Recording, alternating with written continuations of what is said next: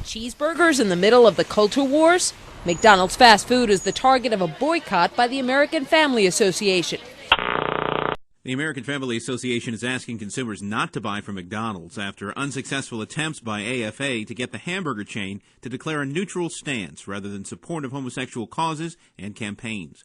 Founder and Chairman Don Wildman says they went to McDonald's after learning several months ago that the company had joined the National Gay and Lesbian Chamber of Commerce with a $20,000 donation and placed one of its executives on the chamber's board of directors. We contacted McDonald's and showed them what they were doing, that is, that they are helping support the homosexual agenda, because one of the primary purposes of the National Gay and Lesbian Chamber of Commerce is to promote homosexual marriage. Wildman says the corporation refused to withdraw their support for the chamber. McDonald's refused. In fact, McDonald's strongly told us that they are reaffirming their commitment to, they call it, diversity. He says that means throwing the corporation's full weight into the cultural battle on the side of homosexuality, which is why AFA is calling for consumers not to help McDonald's do it with their dollars.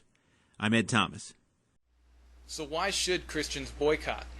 Christians are commanded by King Jesus to be wise stewards of the money he has left in our care on this earth. Christian dollars should be withheld from any company that actively promotes that which is contrary to Christian beliefs. Why would a follower of Christ willingly give their money to a company that is known to give a portion of their money to promote same-sex marriage? Clearly, this conflicts with God's command that Christians have no fellowship with the fruitless deeds of darkness, but rather expose them.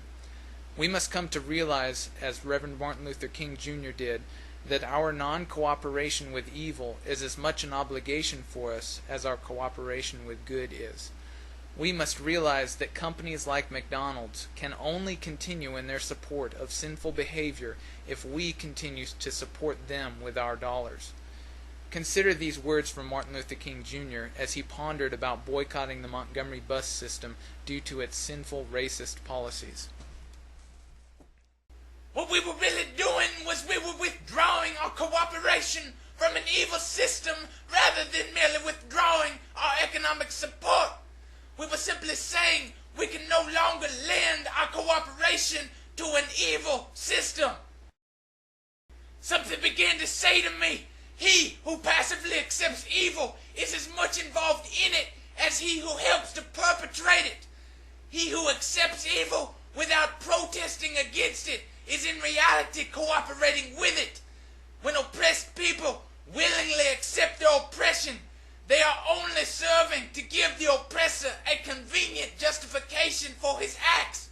Often the oppressor goes along unaware of the evil involved in his oppression so long as the oppressed accepts it. So in order to be true to one's conscience and true to God, a righteous man has no alternative but to refuse to cooperate with an evil system. The problem of racism didn't go away until black Christians realized that so long as they accepted the evil around them, they themselves were part of the problem rather than part of the solution. Likewise, until we realize that so long as we continue to support companies that promote evil, we are part of the problem rather than part of the solution. We must withdraw our economic support and our cooperation with evil, and in so doing, abstain ourselves from even the appearance of evil. There's a common excuse out there regarding Christians refusing to cooperate with evil companies and support them with their dollars, and that is that there are no good companies remaining to support with our dollars. However, this is simply not true. But it is only not true because Christians have effectively used boycotts in the past as a method of being the preserving salt of the earth, having their influence permeate through every area of society that has been corrupted by the fall.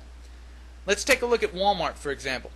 Walmart currently receives an F grade from the Sodomite Consumer Rating List of the Human Rights Campaign, which is the largest promoter of sodomy in America. However, 2 years ago, Walmart caved to pressure and donated $60,000 to a sodomite activist group. In response, the AFA launched a boycott, and nationwide pickets of Christians were seen. A few months later, Walmart adopted a policy banning donations around controversial issues, and the boycott ended. Simply put, boycotts work.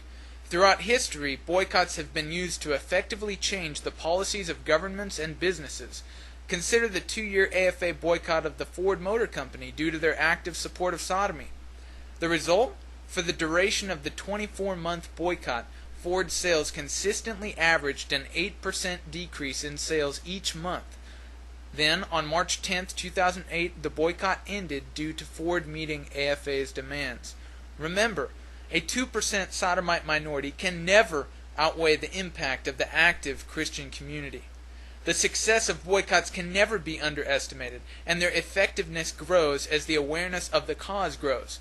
We live in an age of such great communications technology that if just a small number of Christians would use it for the glory of God to advance His kingdom, there would be nothing that even the devil himself could do to stop it.